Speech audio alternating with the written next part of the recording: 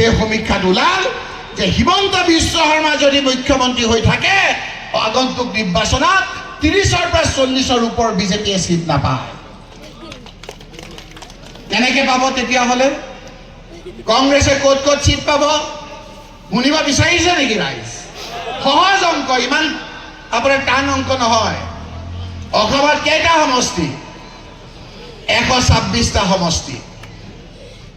হিমন্ত বিশ্ব শৰ্মা ডাঙৰীয়াই কয় 126টা সমষ্টিৰ 26টা সমষ্টিত আমি নিৰ্বাচন নেখেলোৱে, আমাৰ কোনো শক্তি নাই, কয়নে নকয়? তাৰমানে কংগ্ৰেছ আৰু মিত্ৰজোঁটক 26টা সমষ্টিত দি দিছে, হয়নে?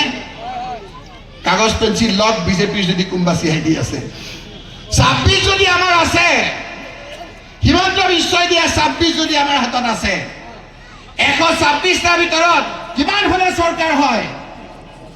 64 লাগে, 64টা লাগে। 64 হ'বলৈ হ'লে 27ৰ পৰা 26ৰ পৰা আৰু কিমান দূৰ? 38 লাগে, 38টা লাগে। এতিয়া গণি যাওক, উজনি অসমৰ ডিব্ৰুগড়, তিনিচুকীয়া, চৰাইদেউ, শিৱসাগৰ, যোৰহাট, গোলাঘাট, মাজুলী, এই সমষ্টিকেইটাতে মই সকলো পাম বুলি আমি নকওঁ। 17ৰ পৰা 20টা কংগ্ৰেছে পাব, 17ৰ পৰা 20টা। গণি গণি কোনটো পাব কৈ দিম নেকি? গৌৰৱ গগৈ ডাঙৰীয়া যোৰহাটত উঠিলে, হুলস্থুল লাগি গ'ল যোৰহাটত, আমি হৰুৱাম। হিমন্ত বিশ্ব শৰ্মাই মুখ্যমন্ত্ৰী, দিল্লীত তেওঁলোকৰ চৰকাৰ, ৰাজ্যত তেওঁলোকৰ চৰকাৰ, তেওঁৰ 4জন মন্ত্ৰীক তাত পঠিয়াই দিলে। 4জন মন্ত্ৰী তালৈ গ'ল, গৈ ইমান বেয়া বেয়া কথা ক'লে। যোৰহাটবাসী ৰাইজে ক'লে যে আমাক কি তহঁতৰ তলতীয়া পাইছ? তহঁত যে আমাক যে এনেকে অপমান কৰিছিলি, আমি বিজেপি লোকসকলেও তহঁতক ভোট দিলোঁ। আমাৰ ল'ৰা তৰুণ গগৈ ল'ৰা গৌৰৱ গগৈ ডাঙৰীয়াক ৰেকৰ্ড সংখ্যক ভোটত যোৰহাটত জিকাই পঠিয়াই দিছে।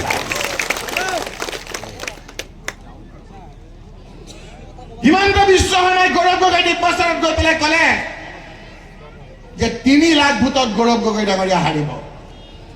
এজনে ক'লে যদি গৌৰৱ গগৈ নাহাৰে মই নিৰ্বাচনে বাদ দিম। কৈছিল নে নাই? আছে নে নাই?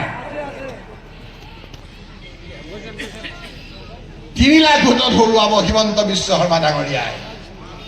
কিয় কৈছিল?